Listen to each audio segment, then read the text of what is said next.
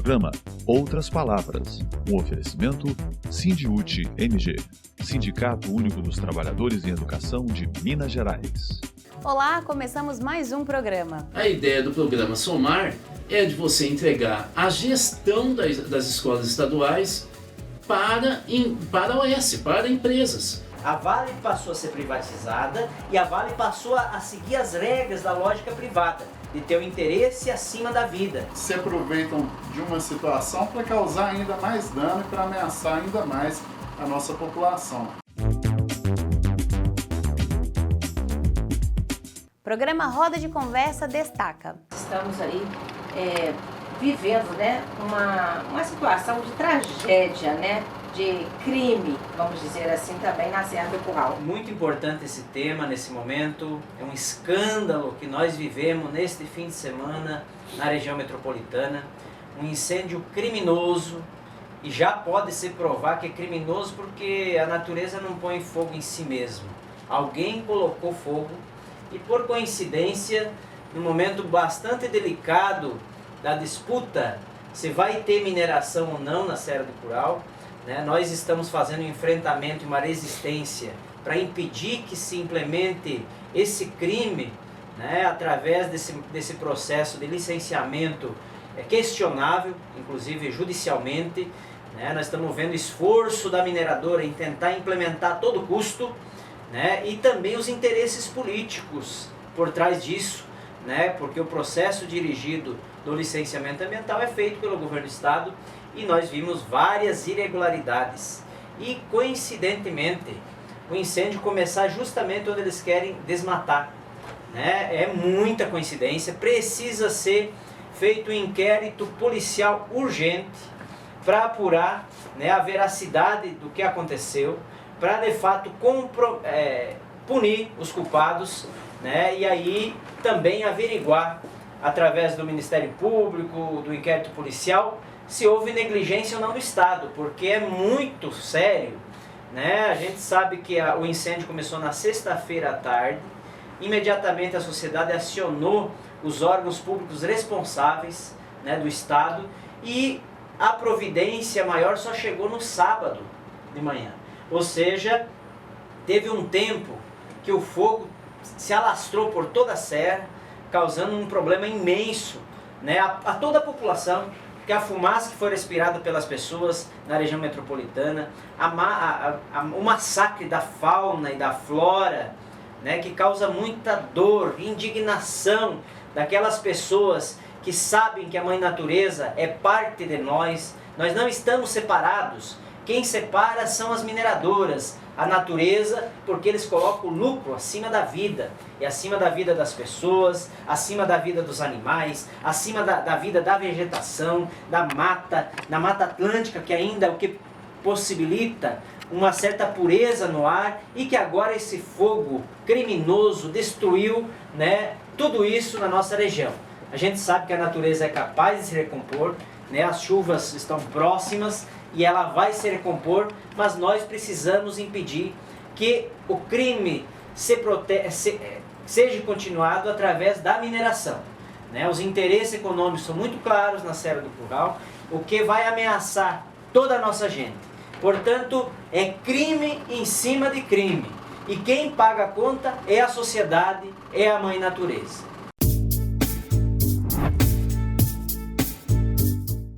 Nós começamos e deixamos uma pergunta para o Rudá trazer para a gente sobre a educação aqui em Minas e essa educação privatizada, A gente vê a educação pública de Minas Gerais aos poucos sendo recortada e entregue aí à iniciativa privada. Rudá, você falava que esse é um projeto político financeiro, do dinheiro.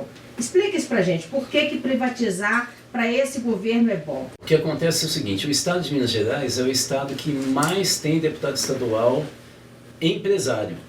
Ou seja, não é que empresário apoiou, ele próprio foi candidato. Não há nenhuma outra Assembleia Legislativa no estado, no Brasil, que tenha tanto empresário como deputado estadual. Isso é uma característica que vem de muitas décadas atrás, há muito estudo sobre isso. Isso significa, portanto, que também os empresários tentam fazer leis, porque afinal deputado estadual faz lei estadual, tentam fazer leis e tentam incluir no orçamento, lembrando que o orçamento público, seja municipal, estadual ou federal, é lei. Então quem faz lei é parlamentar, nesse caso o orçamento estadual é feito por deputado estadual, ele que aprova. Eles tentam colocar no orçamento algum tipo de programa que de alguma maneira eles levem vantagem. Ou seja, a partir de 1990 nós vamos ter toda uma articulação do empresariado brasileiro, do mais alto empresariado brasileiro, para criar fundações e capturar a saúde e a educação pública. Dinheiro da educação e da saúde. Por quê? Porque essas são as duas áreas que mais movimentam dinheiro no orçamento público no Brasil. E aí eles começam a trazer alguns programas. Vou dar um exemplo uma ilustração de um programa que veio de iniciativa privada, como foi a aceleração de aprendizagem, que era a ideia daqueles alunos que estavam na escola fora da idade dele, ou seja, ele teria que estar muito mais adiante, mas ele estava lá atrás, e tentaram acelerar com um projeto maluco, como se o cérebro pudesse ter um acelerador igual carro. E sabe qual foi o resultado? O resultado foi que o CIMAV, que é o Sistema de Avaliação Pedagógica da Educação do Estado, percebeu que os alunos que estavam com mais dificuldade de aprendizagem eram justamente esses que se envolveram com esse projeto. Nós tivemos qualidade total na educação, nós tivemos um monte de programas dos empresários, todos fracassaram, até que chegamos no Zema. O que é que tem no Zema? Além do fracasso, ele não colocou secretário que contratou entidades ou fundações empresariais para fazer a política de educação. Ele trouxe diretor direto das fundações. A secretária estadual de educação veio do Rio de Janeiro, era diretora da Fundação Lehman, aquele que financiou campanha de deputados e deputadas como a Tabata Amaral para defender os interesses dele. Então, vejam que importante, o Zema hoje na educação entregou de vez a educação para os empresários. É por isso que tem o tal do Somar. A ideia do programa Somar é de você entregar a gestão das escolas estaduais para a OS, para empresas, para organizações que não têm nada a ver com a educação e o serviço público. Esse é um pouco um resumo do que está acontecendo.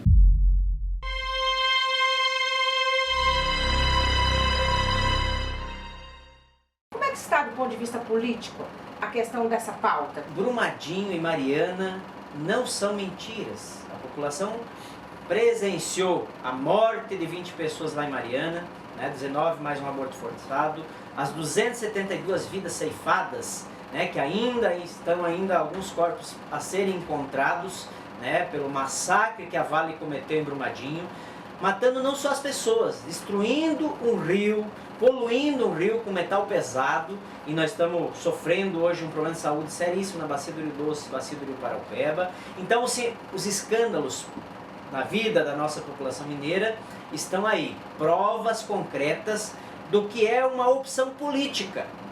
Só tem esses crimes porque houve uma opção política. Qual foi a opção política? E isso que assusta, ver como o governo Zema não tem medo de falar e de defender a privatização. A nossa avaliação está clara, está provado que só teve os crimes pela lógica da privatização. O que é a lógica da privatização? Deu antes uma coisa que era estratégica do Estado, de controlar, de fiscalizar, na mão da tal da iniciativa privada. A Vale passou a ser privatizada e a Vale passou a seguir as regras da lógica privada, de ter o interesse acima da vida. E esse interesse do lucro acima da vida colocou um processo de fiscalização do Estado frágil, ou seja, o Estado inclusive não tem capacidade de fiscalização dessas mineradoras. Elas praticamente, elas decidem, elas que passam as informações sobre se há risco ou não há risco. A Vale está provado, não é eu dizendo, teve CPI, teve inquérito da Polícia Civil, Federal, todos comprovaram que foi crime, que a Vale sabia que ia acontecer o rompimento, que o atestado da Tudsud, aquela empresa que foi contratada para dar os laudos, foi comprado, e portanto a empresa também foi criminosa, cometeu um crime e precisa ser julgada. E portanto isso é o que, pessoal? Isso é fruto de uma escolha política, pela privatização. A privatização é um tema da política e, portanto, a sociedade precisa ficar alerta nesse momento, porque estão querendo privatizar tudo. E já se provou com Brumadinho e com Mariana que não dá certo, porque não tem o compromisso das empresas privadas com a vida. A gente nunca imaginaria cenas como nós vimos em Brumadinho, em Mariana, e eu fico vendo, né, a gente assiste hoje a proposta de um rodominério, né, que é mais uma forma de privatizar. Você pega a Vale, que deveria estar restituindo, né, o Estado, a população, com recursos, né, indenizando a nossa população, e ela se aproveita dessa situação, né, em conluio com o Estado, para construir um rodoanel que serve aos interesses do transporte do seu minério e que passam, por exemplo, a Vargem das Flores, né, que é outra reserva hídrica aqui da região metropolitana. Então, se aproveitam de uma situação para causar ainda mais dano e para ameaçar ainda mais a nossa população. Creio que existem dois projetos, né, em curso. Um é pela vida, um é a defesa da natureza, da educação, da saúde, e o outro é o projeto de morte, uma morte silenciosa, um discurso de ódio, né, que tem uma simetria muito grande, tanto na esfera estadual como nacional.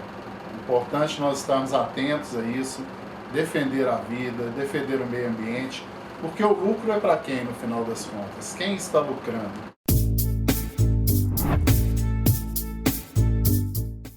Por que essa visão empresarial quer descentralizar ou prefeituralizar uma política estadual? Qual é o objetivo deles? Isso é quase explícito nos documentos. Claro, às vezes não está totalmente claro, mas você vai cavando. Por quê? Porque a maioria das prefeituras é frágil.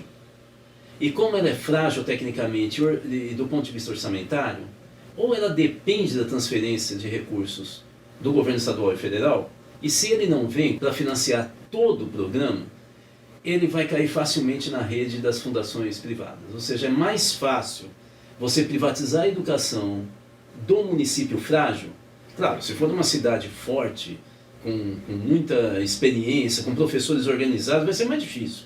Mas uma cidadezinha pequena, que um professor ou a secretária de educação tem uma relação até de parentesco com o prefeito, ou sei lá, com um empresário local, alguma coisa desse tipo, que você esbarra toda hora na igreja, na padaria, fica muito mais constrangedor você ter uma ruptura e resistir à privatização da educação no município, caso ela tenha uma certa dificuldade.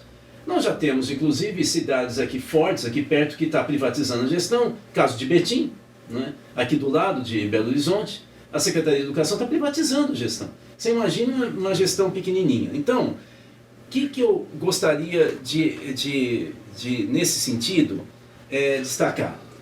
Vamos pegar o estado mais rico do Brasil, que é São Paulo. 25% das prefeituras do estado de São Paulo, ao invés de adotar livro didático de graça do Plano Nacional do Livro Didático, o PNLD, os melhores livros didáticos estão no PNLD, é a escola que decide qual que ele quer livro de matemática, que está na lista, e ele recebe de graça. Mesmo assim, 25% das prefeituras do estado de São Paulo compram, movimentando 10 a 20 milhões de reais, compram a apostila de uma empresa privada, quase sempre que fez cursinho, preparatório para o vestibular e assim por diante. Eu te pergunto, Paulo, por que é que uma prefeitura gasta dinheiro com uma apostila de uma empresa particular se os melhores livros didáticos poderiam estar de graça? É um mistério que valeria a pena a gente investigar, mas é por isso que os empresários estão o tempo inteiro falando em homeschooling, ou seja, o pai pode tirar o filho da escola, ele não precisa mais matricular e ele dá aula em casa. Ué, mas como o pai vai dar aula em casa? A gente viu na pandemia que os pais não conseguiam acompanhar os estudos dos seus filhos, porque estavam trabalhando, porque não tinham nível de instrução. Então por que os empresários querem homeschooling? Para o pai comprar os pacotes de curso à distância. EAD das suas empresas. Aí você vai falar, mas o pai não tem dinheiro. Aí a ideia do homeschooling é, tira dinheiro de escola pública e dá um cheque para o pai escolher qual empresa que ele quer comprar a apostila. Olha que coisa mais estranha e cruel. O que os empresários brasileiros estão falando é, você pega o dinheiro, que a maioria dos impostos é pago por quem ganha até 2 salários mínimos, 58% dos impostos e tributos pagos no Brasil, vem de quem ganha até 2 salários mínimos. Quem ganha pouco salário, ele não tem como fugir, porque tem imposto indireto quando ele compra água. Quando ele pega e compra um sanduíche, está um imposto lá, ele está pagando imposto. Ele não tem como fugir. 58% dos tributos são pagos por quem ganha até 2 salários mínimos. Olha a proposta dos empresários na educação. Então eu pego o dinheiro do imposto que é do pobre, dou para ele em formato de cheque e falo, agora você vai comprar um pacote de uma empresa que só nega imposto. Isso é transferência de dinheiro de pobre para rico. Isso é de uma crueldade fora do comum. É antiético algo desse tipo, mas é isso que está se discutindo no Brasil. Então fica claro qual é a ideia de privatização e vem um discursinho por trás dizendo o seguinte, não, porque empresário sabe governar. Filho, eu só queria saber o seguinte, se empresário é tão bom, por que ele vem pegar dinheiro do Estado? Por que ele não faz as suas próprias escolas vencerem ou suas empresas que fazem curso EAD à distância? Por que ele tem que pegar dinheiro do orçamento do pobre? É porque talvez eles não sejam tão bons assim, né?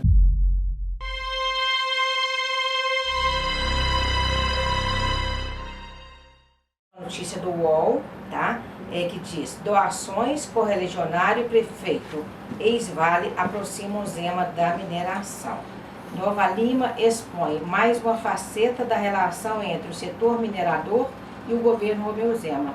Além de o prefeito da cidade ser ex-funcionário da Vale e de o projeto pertencer a uma empresa cujo sócio é filiado ao Novo, há 4 anos a campanha do governador recebeu doações de sócios de mineradoras. Todo mundo sabe em Minas Gerais que a Vale, quando foi privatizada, que deixou de ter o controle do Estado, né, e aí a influência dos governos sobre a empresa, quem passou a ter influência sobre os governos foi a empresa. Olha como é que reverte, né? Quando a sociedade podia controlar a empresa, agora é a empresa que controla a sociedade através do governo. E uma forma muito clássica é isso que acontece em Nova Lima. Um ex-funcionário da empresa vira prefeito da cidade, uma das cidades muito importantes aqui da região metropolitana, que tem muita riqueza mineral do povo, né? E que, obviamente, ligado ao mesmo governador, né, do Estado, e o esquema de financiamento das campanhas é muito claro e escandaloso em nosso país. E a Vale é uma delas. A Vale sempre financiou, patrocinou várias campanhas eleitorais, né? Não é só o financiamento, é o controle econômico e político que ela tem nos municípios minerados por ela, né? A Vale não brinca em serviço. Inclusive, funcionários da própria Vale vieram a público fazer denúncias, né, no próprio parlamento, mostrando como que a empresa montou um esquema de controle, né? E parte desse esquema são subornos, inclusive, denunciados pelo próprio funcionário da empresa na época, né? Não só suborno, como tentar criar interferência e lobby político nas assembleias, nas câmaras federais, etc., para ter legislações favoráveis à mineradora, como também difamar os movimentos sociais, infiltrar pessoas nos movimentos sociais. O próprio MAB, né, tá na reportagem essa, denunciado pelo próprio funcionário da Vale, que o MAB teve pessoas que foram infiltradas da mineradora, né, para ter informações, para mapear as lideranças, para tentar criminalizar o movimento, né, e tudo isso veio a público. É a hora do povo ver, né, onde o Deus dinheiro fala, é porque o caminho está sendo dirigido para a lógica do ódio, da destruição, né? Porque retira o que é o bem público, o que é o bem essencial e coloca sob o interesse do lucro. E o centro de BH, como vai ficar com a mineração na Serra do Curral? Se permitir essa mineração, vai piorar muito o ar, né? Já está provado no estudo que a poeira vai chegar na região toda da cidade, né? Ou seja, e isso causará uma péssima qualidade ao ar. Aliás, que é o próximo elemento que eles vão querer privatizar. Já estão querendo privatizar a água, as terras já foram privatizadas, o minério é privatizado, estão querendo privatizar, daqui uns dias querem privatizar o ar também. E tem um problema muito sério, que nós precisamos estar atentos.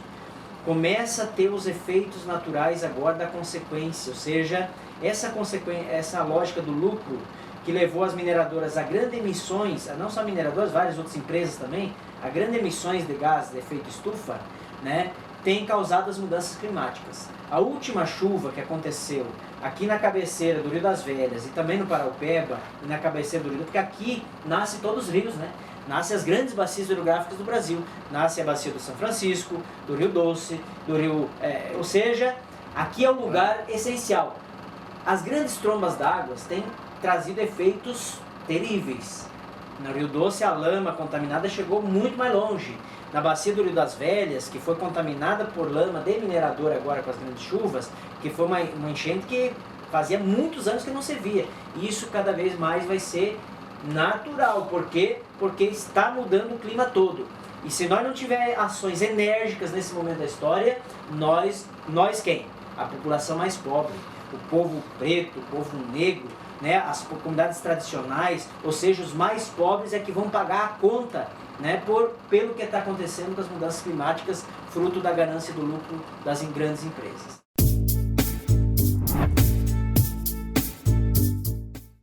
Eu fico achando muito estranho que a gente tenha tantas oficinas dadas por ONGs em escola pública. Eu acho estranhíssimo isso. Eu vou dizer por quê. Porque quem sabe o que o aluno está precisando é o professor da turma, professor concursado. Se eu começo a trazer um monte de ONG, cada ONG tem a sua concepção pedagógica. Ele não é coordenado por um professor. Eu, sinceramente, acho que nós temos que rever isso. Oficina não pode ser dado por ONG ou por empresa. E secretário não pode vir de empresa. Você não tem uma concepção pedagógica que vem de dentro do sistema educacional, que respeita os profissionais e professores que estão lá com os alunos. Eles é que tem que comandar o que tem que ser dado para os alunos. Eu acho que essa brincadeira de escola integrada, não é escola integral, hein? Integrada, que tem oficina, essa coisa de gestão privada, que vai para militar, que não entende nada de educação, vai para a fundação não sei o que, OS não sei das contas, isso realmente é a destruição de uma concepção séria de educação, que tem começo, meio e fim, tem uma filosofia, ela se baseia em avaliações, cada um vai chegando e vai falando o que quer. Agora eu vou dar aula, por que é aula de não sei o quê? Ah, porque é bom. Mas por que é bom? Todos os alunos têm que ter o mesmo tipo de aula ou não? Cada um tem que ser, ou cada grupo, ou cada região tem que ter ênfase em função dos seus problemas. Por exemplo, uma criança que passa fome, ela vai ter a mesma atenção de uma criança que está empanturrada de comida? Então assim, e quem sabe disso? É o professor. É o professor ou o diretor da escola que estão toda hora em contato com a criança, estão com a família. Aí vem uma ONG de fora e vai falar o que tem que ser feito. Você entendeu que a privatização é empresário, mas é também ONG, é militar, isso é privatização. Militar não tem nada a ver com a educação. Eu gostaria de lembrar aqui João Paulo, e ele foi um grande comunicador e importante para que nós levássemos a verdade, né, ao conjunto da classe trabalhadora, colunista do jornal Brasil de Fato, é uma pessoa que nos traz, né, um imenso vazio, uma perda, uma lacuna, né, mas também uma grande lembrança dessa pessoa que vai estar sempre presente, né, pelas suas ações. E realmente foi uma perda que nos trouxe, né, uma grande tristeza, né. Nós sabemos que o legado de João Paulo está presente, né, na nossa luta, né, pela vida, pela educação, pela saúde, pela cultura, né, e fez um jornalismo de coragem, né, e falou o que tinha que ser dito, em momento nenhum, né, se esquivou disso.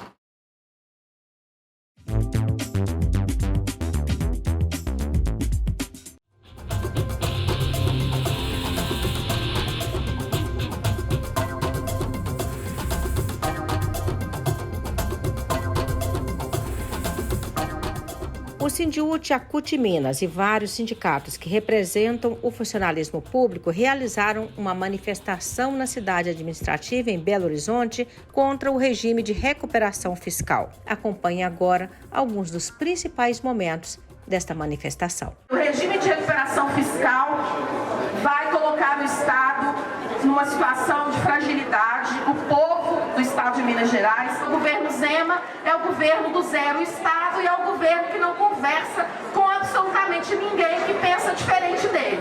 Eles só conversam com seus pares, que são os donos das mineradoras, os grandes empresários, o grande negócio mineiro. A própria lei do RRF prevê que é precisa autorização legislativa para que Minas faça a adesão. Só que o projeto, o PL 1202, é um cheque em branco. O PL só fala assim, fica o Estado autorizado a aderir, sem conhecer as regras, sem conhecer o plano de recuperação fiscal. E o plano do Zema é entregar a escola pública, Denise, para iniciativa privada, é entregar o SUS, hospitais, é entregar nas mãos das OS. E nós estamos vendo esse modelo de OS lá no Rio de Janeiro. Nós não vamos admitir o desgaste, a destruição do serviço público mineiro. Não vamos deixar enganar pelas palavras vindas do governo Zema. Não vamos deixar o povo também se enganar. A nossa Constituição sempre prevê o quê? A independência dos três poderes, legislativo, executivo e o judiciário. Aqui não tem isso não. Aqui o legislativo aprovou que ele não deu conta de barrar, porque ele não tem bancada suficiente para sustentar suas políticas, né? E ele foi na justiça, ou seja, atropelou, passou por cima, deu um golpe no legislativo.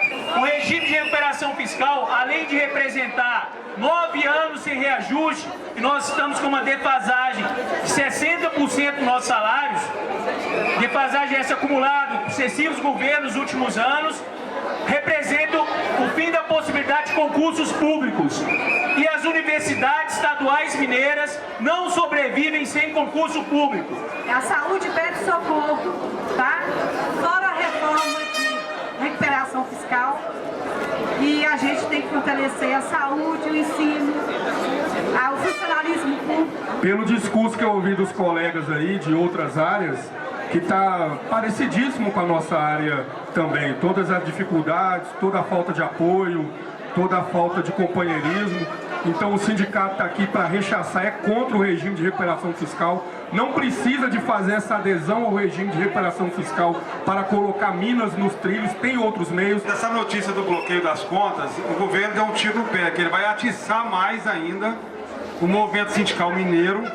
E a CUT Minas, como Central Única dos Trabalhadores e Trabalhadoras, já está preparado para esse tipo de ação do governo Zema. Então, companheiro, é o jurídico lá fazendo a luta que tem que fazer jurídica, e nós, hein, Luber, dos sindicatos, da Central, vamos fazer o trabalho político para manter o Sindiúti aí na linha de frente, nessa luta que está aí colocada. Quando o governo ataca as entidades sindicais, que é a única que pode fazer a defesa dos interesses dos trabalhadores, porque isso aqui, ó, essa manifestação, a organização da luta, não é crime, não.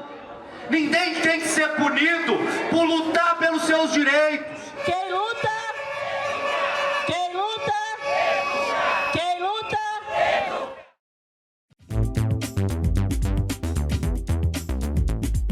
Até o próximo programa. Atenção categoria, alerta de golpe. Golpistas se multiplicam no WhatsApp e tentam roubar o dinheiro da categoria.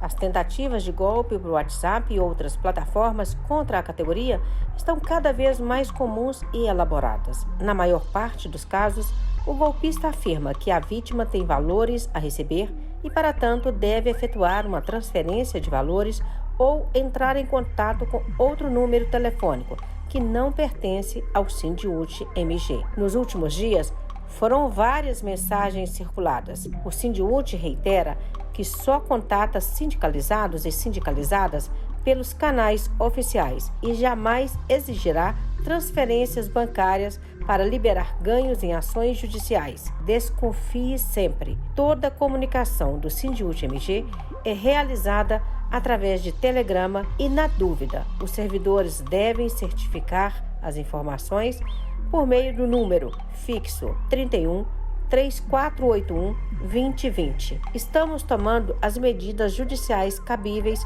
contra os estelionatários, mas o cuidado individual é a única forma de garantir segurança e preservar seus recursos financeiros.